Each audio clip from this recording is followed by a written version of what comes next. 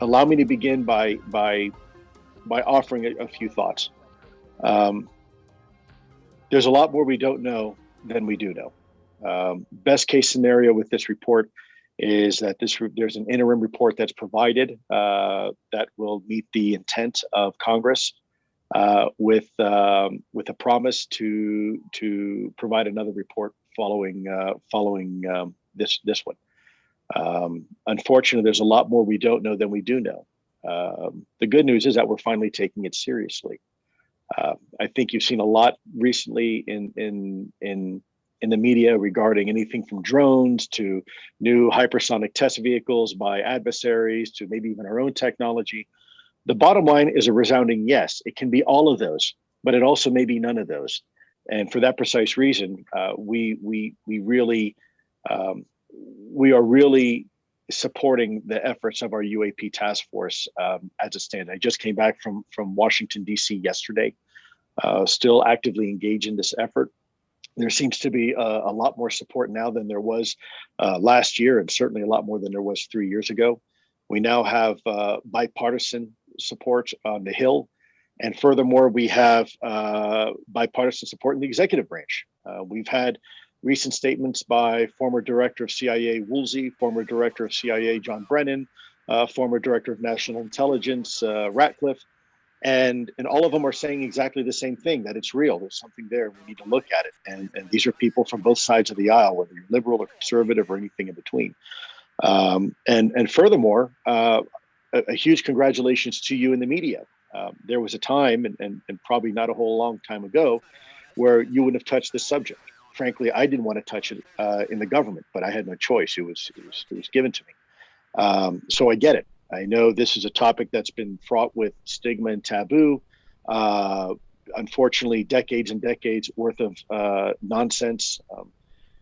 There's a reason why when you say the word UFO, tinfoil hats come to mind.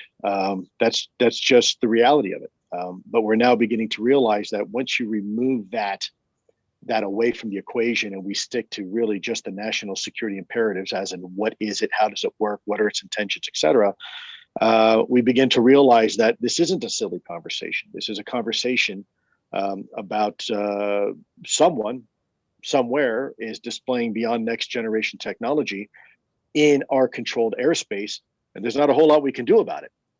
And what I would do is submit to you that if we just take the word UFO out of it, just say Russia or China has the ability to fly in our airspace unimpeded and without detection within minutes of taking off, that's a real problem.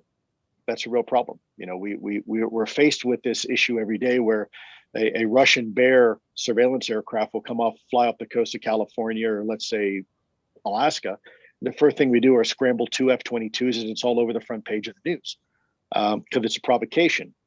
And yet here we have the exact same scenario, but because we don't have a North Korean tail number or a Russian star on the tail, in fact, there's no tail at all on these aircraft, it's crickets. Nobody wants to have a conversation. And I think that's problematic. But with that said, what I'd like to do is I didn't come here to discuss me. I came here to address your questions, especially as this 180-day report is nearing its suspense of June. That's not too far down the road here. So with that said, I'm happy to address any questions you have, whether it's about me and my past or the program or what to expect from the report. Anything I can do to assist, please let me know. I'll hand it over to you folks. I would ask a question then about the report. Julian Barnes here, New York Times. You sort of said that you expect a interim report and then maybe a follow-on report. Is this the DNI kind of biding time? What are the sort of, with that, what is the sort of best case scenario for what they may say beyond what has been told to us by the Navy? What if it is an interim report, what are the sort of, what's the best, most we can hope for in terms of new information? Yeah, great question, Julian. First of all, let's be realistic. In some cases, it takes longer to remodel a kitchen than it does to provide a 180-day report to Congress. I look at this in terms of historic moments in time when we've been faced with something similar. Let's take 9/11 for example. 9/11 was a horrible tragedy, and it was a huge intelligence failure on behalf of our country. And it took nearly 3 years to come up with the 9/11 Commission report, and that was because of one failure. If it turns out that this has been occurring for decades, which it appears that it has been, then what we're dealing with is an enormous intelligence failure, despite the very best of our 18 intelligence members from CIA and NRO and NGA and everybody else. We've been blindsided. Despite the best in our human intelligence and our signals intelligence and imagery intelligence, we've been blindsided. And somehow we've been leapfrogged by a foreign adversary. Can you imagine the intelligence failure that would be, despite the billions of dollars that we allocate to this effort? Furthermore, the fact that Congress wasn't informed, the fact that we actually knew about it and it was occurring, and we never informed Congress or the chain of command. So therein lies the problem. As far as what to expect from the report, I don't like to offer my opinion very often, because the one thing I've learned in intelligence, you can be absolutely sure of something and still be absolutely wrong. But here is my world according to Lou, best case scenario, that there's an interim report that is provided to Congress. I suspect it's going to list a lot more of the unknowns than knowns. Basically say, here's what we know, here's what we don't know, and here is our plan of attack to answer those questions for you. And give us a little more time, and we'll write another comprehensive report, hopefully this time a little bit more satisfying. 180 days, I'll give you a real example. When I was working in the intelligence community, if you wanted to do an investigation, let's say an internal audit or an IG investigation, it's not uncommon. It might take you 8 months just to get the necessary clearances and access, just to get access to the information, then another year to do an assessment. There is no way 180 days is going to be sufficient for any organization to do a comprehensive vulnerability assessment and meet the intent of Congress, the intent that it wants, and frankly, the intent that it deserves. So, I don't think it's going to be anything more than a, hey, yep, there's something here. We don't know what it is. It could be some sort of new super advanced drone technology, but it could be something else. And here's our plan for trying to figure it out. That would be my hope and suggestion, and I think that's probably more or less what we can expect. Hey, Lou, it's Gadi Schwartz with NBC News. Just a couple of quick questions in terms of the process of declassification. I know that we've seen what is possibly a slide from a briefing that may have shown something that was deemed declassified. When it comes to requesting documents and understanding that declassification process, are there parts of those slides or are there parts of those briefings that have already been declassified and are available for public or congressional review already? And if that's the case, where do they live? Is it the DOD? Is it with Susan? Is it with the Navy? What would be the process of going about requesting those documents? Yeah, great. Gadi, it's not a one-stop shop, unfortunately. I think that's the intent of the UAP task force, to create that centralized belly button that we haven't had. Unfortunately, that information resides in disparate locations throughout the IC, the intelligence community, and in various pockets. That's been the problem. It's not centrally located and not centrally accessible. This is why this 180-day report is going to be so tough. You asked a couple questions there, and I want to make sure I answer them all for you succinctly. You asked, first of all, the classification process. Is it possible to have unclassified information within a classified presentation? Absolutely, we do it all the time. In fact, the three videos that were released earlier last year, they're actually released before that, but the government acknowledged them last year, of the Go Fast, FLIR, and Gimbal. Those videos were actually unclassified to begin with, but they were residing on a classified system. And that's why we had to go through the process of DOPSR, the Defense Office of Pre-Publication and Security Review, in order to get them releasable. Even though that they were unclassified, they were resident on a classified network. That's not uncommon. When we do presentations and briefings, informative briefings to our chain of command in Congress, it's routine that you may have a slide that's classified secret or top secret, but pieces of information are unclassified. And then let's not forget, if you have enough unclassified information jammed together, you could actually have yourself a classified product. So that's not unusual either. As far as what you should do and who would that information reside, it would not be with Ms. Go. She's a public affairs officer, PAO. She is not operationally engaged. Her job is to simply communicate with the media and the public. And unfortunately, sometimes that communication hasn't been very consistently delivered in the past, but that's neither here nor there. Probably the best mechanism would be Freedom of Information Act, FOIA process. But again, the problem herein lies that you would have to know where every bit of this information is and where it resides if you wanted to go ahead and have it. Furthermore, just because you submit a FOIA doesn't mean they're necessarily going to release it. There's been plenty of times where I've had a FOIA request of information, and even though that bit of information may have been releasable, it was embedded into a much more comprehensive product, and there was no way of stripping that out. And that's through personal experience. So, the FOIA process is good and it's effective, and it's the legal way to do it. But it's not necessarily going to always give you what you're looking for. And so I think right now, what the media is doing is the best thing you can do. Taking this topic seriously, looking at it from a national security perspective, and applying pressure, asking the PAOs the hard questions. Is this releasable? And if not, why? And okay, well then how do we get to yes? How do we make this information releasable?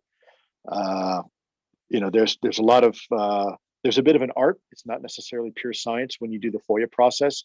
Sometimes they'll tell you no, and then you have to resubmit again, and you have to go through an appeals process. And yes, it's laborious, and yes, it takes time, and it's exhausting. But that is the process that we have right now. Another way is to go engage elected officials directly. A lot of these people have been given classified briefings, very nuanced information and sensitive information. And maybe there's a way that they can tell you as the media, hey, look, this is what I was briefed on, without going into any specific details. There are members of Congress in the Senate right now that have been extremely forthcoming on this topic, and I suspect they're going to continue to be increasingly transparent as more information comes to light. And real quick, just to follow up, Yeah. I know that we've heard the 5 observables before, and the video and a lot of the evidence that we've seen doesn't necessarily show those in those snippets, but in the totality of an experience, we're led to believe that these things are happening. In terms of signals intelligence, satellite imagery, sonar, radar, what have you, we get teeny tiny pieces of something that's kind of in context, sometimes completely out of context. When it comes to what the UAP task force has, what the DoD has, and what Congress eventually will have, what does that picture look like? And are there is there better proof than the picture, or is there better proof than a video that may or may not be declassified?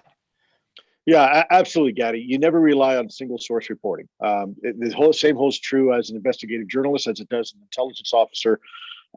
Think of the scene of an accident. If you drive by a scene of an accident, yeah, you see 2 cars that are crashed, but you don't know the circumstances of how that occurred, who was behind the wheel, and what actually happened. Very much like the videos that release. The danger is that when you only see a video, you don't have the data backing it up, such as the radar data, maybe from multiple radar arrays, or another camera footage from a different angle, and some of the pilot's testimonies. You're only getting a snapshot in time at that time. And that's problematic because it's hard to jump to conclusions. And it's natural for us to try to fill in the blanks with in the void, if you will, in the absence of information. We want to fill in with our own information. But that's problematic because, as we know, to all car accidents, You have eyewitness testimony. You have telemetry on the vehicles to tell you how fast the vehicle was going. You have people that may have been in a coffee shop that heard the accident, right?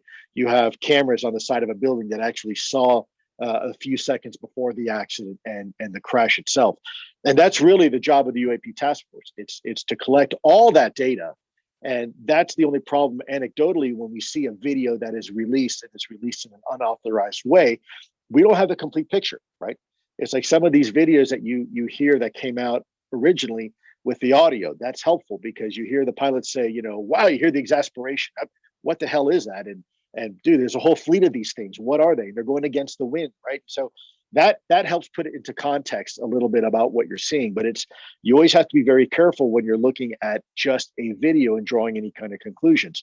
Let's also face reality. The more we sensitize our intelligence apparatus and our national security apparatus on the reality of these things, and the more we compel our sailors and soldiers and airmen and whatnot to report this, and our Marines, the more they're going to be looking at the sky and the more they're going to see.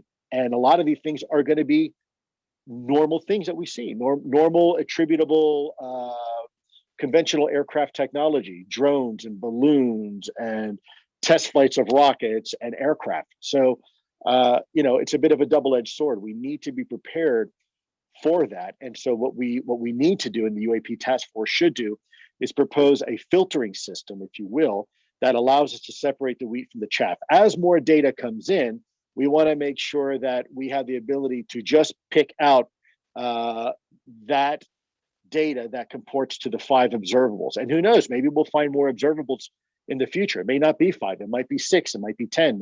We really don't know. Right now, we know the 5 as compared to our conventional technology, and they are pretty exotic. Furthermore, I think it's important, Gaddy, that we recognize that this is a global phenomenon. We have not only our friends and our allies wanting to enter into agreements with us, bilateral agreements for sharing UFO, UAP related information, but we also have foreign adversaries as well that are looking into this. This is not just a US thing. We know Russia, China, they are equally interested in this topic, and for very good reason. And there has been intelligence reporting historically on the fact that they are concerned by this as well. So, this is not just a US thing. And I'll submit to you, they probably wonder too, if this is some sort of super secret US technology being deployed over there. As much of it as it is a mystery for us, and we know it's not our technology we're using against ourselves. The same question we ask, could it be foreign adversarial? I'm certain China and Russia are asking the exact same question. And real fast, just directly, having been where you sat, what type of evidence have you seen that is unexplainable today, whether it be satellite or sonar or radar or pictures or video or testimony? If you could just, I understand we've talked before, and I know you can't get into specific encounters, but when it comes to the type of evidence that currently exists within the government, what type of evidence is there? Well, Gaddy, there's not a gold standard. I wish there was, and therein lies part of the challenge. I've been privy and witness to many extraordinary things. Unfortunately, the ones that are classified, I'm not at liberty to elaborate or share. But I've said for the record before, we've had video. Some of these videos are 20, 25 minutes long. In other cases, these things are 50 feet away from the cockpit. Very compelling. But with that said, I'm not at liberty to go into details in those. But what I can say are the ones that have come to light. I think for me, the most concerning, not most compelling, but the most concerning are those incidents that involve our nuclear equities. There seems to be a very distinct congruency between UAP, associated UAP activity, and our nuclear technology, whether it be propulsion or weapon systems or whatnot. And that's concerning to the point where we've actually had some of our nuclear capabilities disabled by these things. So, again, let's put this into context of foreign adversarial technology. If Russia or China had the ability to disable our nuclear strike capability or defense capability, that's pretty significant. That's that's a concern for us, And as it should be. Just to clarify, you're saying that our nuclear capabilities, whether they're weapons or whether it's some sort of nuclear power plant, you're saying that these things have been disabled by something we can't explain? There is absolutely evidence that that comports to the notion that that UAPs have an active interest in our nuclear technology and have in the past interfered with some of our nuclear capabilities. That's fact. Yes.